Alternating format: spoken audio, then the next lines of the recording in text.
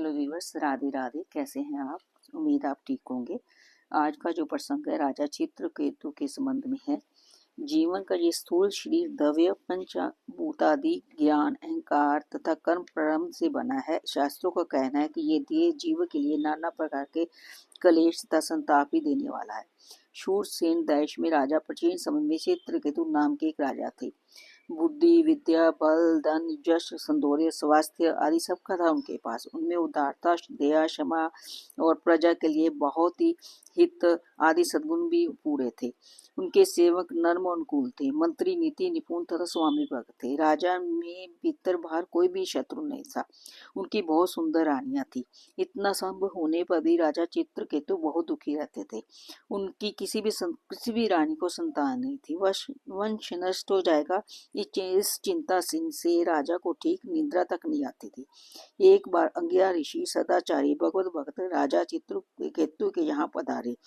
महर्षि राजा पर कृपा करके उन्हें तत्व ज्ञान देने आए थे, किंतु उन्होंने देखा कि मोहवंश राजा को पुत्र पाने की प्रबल इच्छा है। ऋषि ने सोच लिया कि ये पुत्र वियोग से दुखी होगा, तभी इसमें वैराग्य होगा और तभी कल्याण के सच्चे मार्ग पर चलने योग्य होगा। अतः राजा की प्रार्थना पर ऋषि ने त्वष्टा देवता का यज्ञ किया और यज्ञ से बचा अन्न राजा को देकर कह दिया, ये अपनी किसी रानी को दे देना।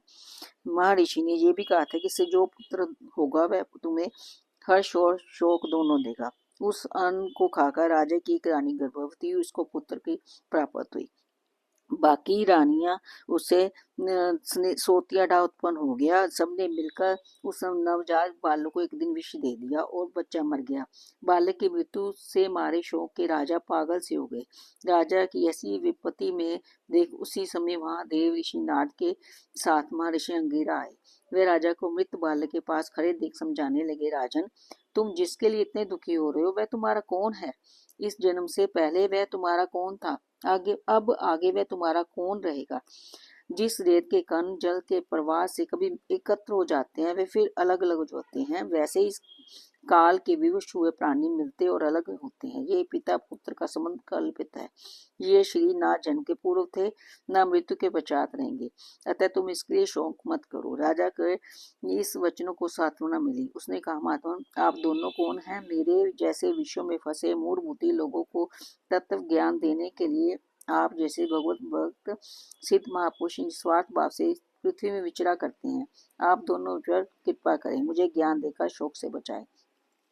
महर्षि अंगिरा ने कहा, राजन, मैं तो तुम्हें पुत्र देने वाला अंगिरा हूँ और मेरे साथ ये ब्रह्म पुत्र देव ऋषि नारद है। तुम ब्राह्मणों के भगवान के भक्त हो, अतः तुम्हें क्लेश नहीं होना चाहिए। मैं पहले ही तुम्हें ज्ञान देने आया था, पर उसे समय तुम्हारा चित्त पुत्र प्राप्ति में लगा था।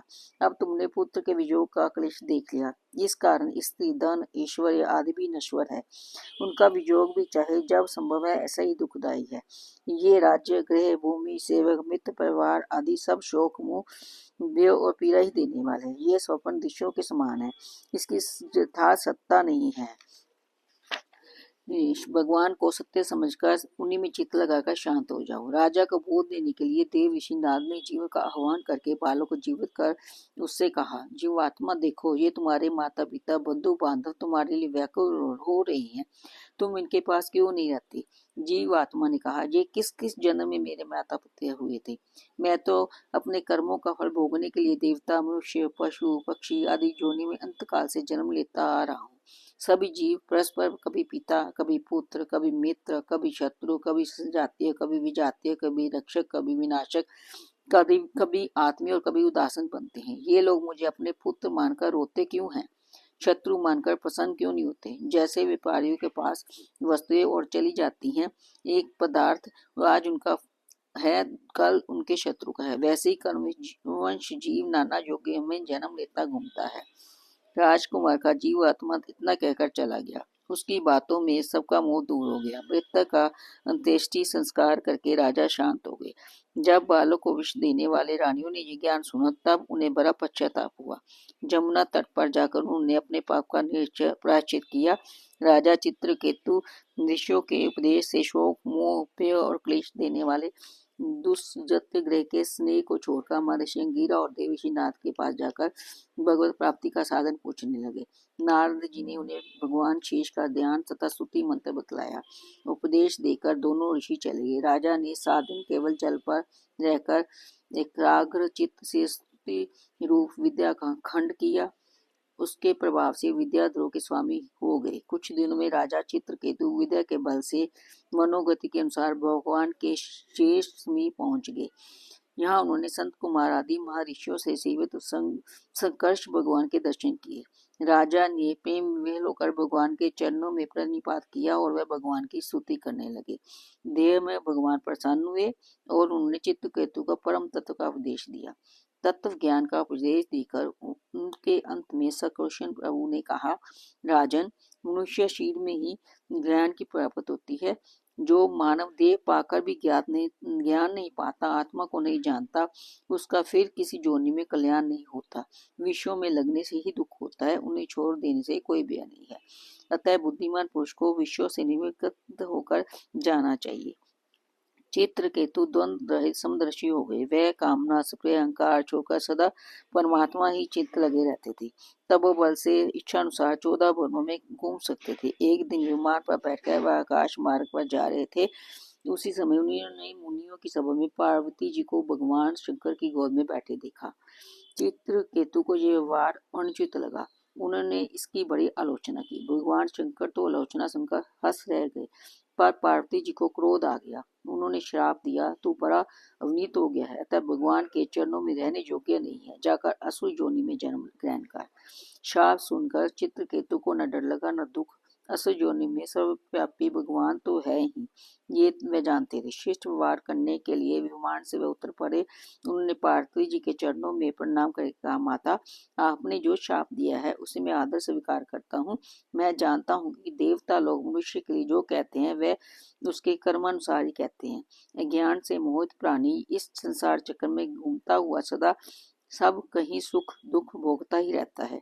गुणों के इस प्रभाव में शाप, वरदान, स्वर्ग, नरक, दुख, सुख कुछ भी वास्तविक नहीं है। सवे मायावी भगवान अपनी माया से प्राणियों को रचते, उनके सुख दुख बंध मोक्ष की व्यवस्था करते हैं। इस प्रकार चित्रकेतु मेरे बुरे वचन लगे तो इसके लिए आप मुझे क्षमा करें। चित्रकेतु ने ऐसे कहा।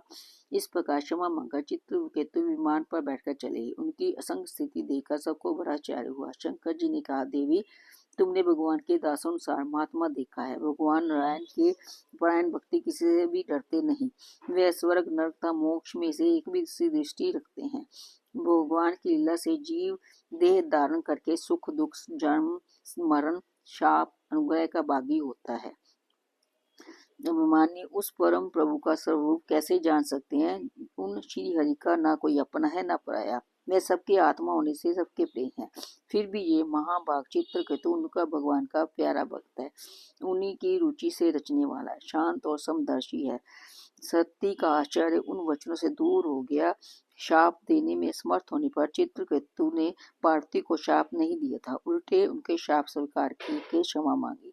इसी शाप के फल से त्वष्टा के यज्ञ दक्षिणा अग्नि में वे वृत्रासुर के रूप में प्रकट हुए। वृत्रासुर को आप जानते ही होंगे। ये प्रसंग आपको कैसे लगा, कृपया मुझे बताइए। कोई भी त्रुटि हो गई तो मुझे क्षमा करिए। जब भी हम इस माया में ग्रसित हो जाते हैं तो इतने दुख पाते हैं कि हमें पता ही नहीं कितना कितना हम पाप करते जाते हैं। इसलिए हमें इस माया में ना पड़ के भगवान की भक्ति में लीन होकर हर जीव को एक समान देखना चाहिए। हर जीव में भगवान के दर्शन करने चाहिए, तभी हमारा उद्धार होगा। धन्यवाद।